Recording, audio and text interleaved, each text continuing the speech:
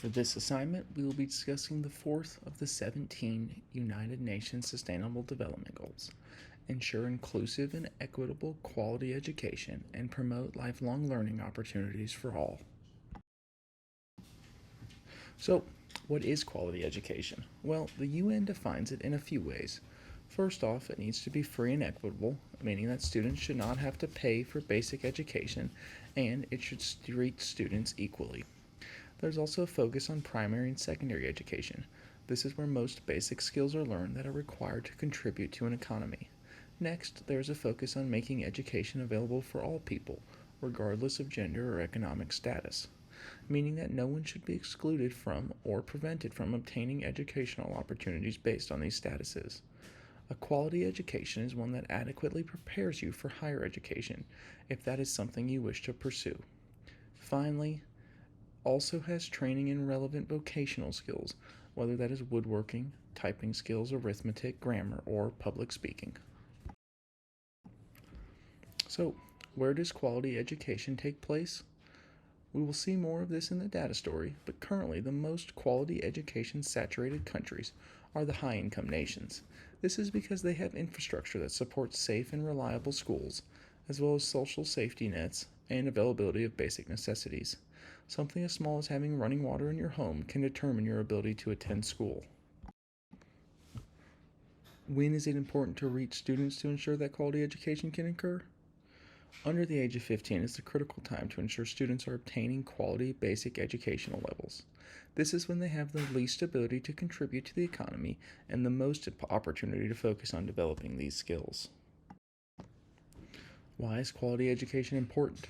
It is important for ensuring that people are able to adequately contribute to the economy and increase their future earnings. Education, when it is equal across the genders, helps to close the gender pay gap. Education also enables greater connectivity among nations, and it fuels future innovations in many fields. Who is lacking education? Girls are more likely to fail to complete basic quality education levels due to expectations placed upon them for home maintenance in many regions. Impoverished people in regions have lower completion rates because of the inability to provide safe and reliable schools, as well as the time commitment to providing for their basic necessities. Finally, despite increasing rates, children are still left out of educational opportunities every year. Now, let's take a look at the data story. The gross enrollment ratio tells an incredible story. While most nations have had very high enrollment rates at primary grades, low income nations have created tremendous growth in the last 30 years. Specifically, since 2010, they have performed as well as middle and high income nations. This means that just now are we starting to see the full potential of low income regions with the similar educational opportunities as high income nations. Surprisingly, Canada and the United States had the lowest enrollment ratio, but this may be due to other factors such as grade repetition. Now, moving on to gender parity. We see that low income nations have been improving since 2010, but are still lagging behind all other groups in their ability to give females the same educational opportunities as males. This is probably related to the needs of women and girls in many environments to provide for the household, as well as the importance of having running water as well as other sanitary conditions.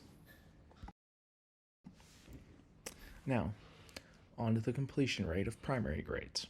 Here we can see that low income nations are again making progress, but it has been stagnant since 2008. Likely this was impacted by the economic crisis that occurred around the same period of time.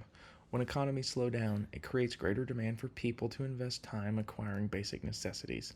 The US, Canada, and other high income nations lead the pack with nearly all children completing primary education.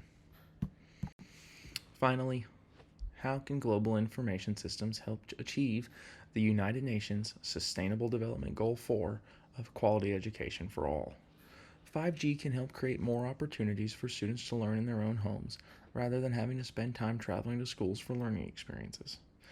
Artificial intelligence has reached a point where it can be an anytime, anywhere aid to help students understand materials and problems that they face. This can be a crucial help to students who may need to work material and problems outside of typical tutoring hours. Big data can help us understand what aspects of school are causing education to fail. This has already helped us understand the link between water infrastructure and education. Finally, drones can deliver material supplies to remote areas where traditional delivery infrastructure struggles to reach. Thank you, and I hope you've found this enjoyable and educational.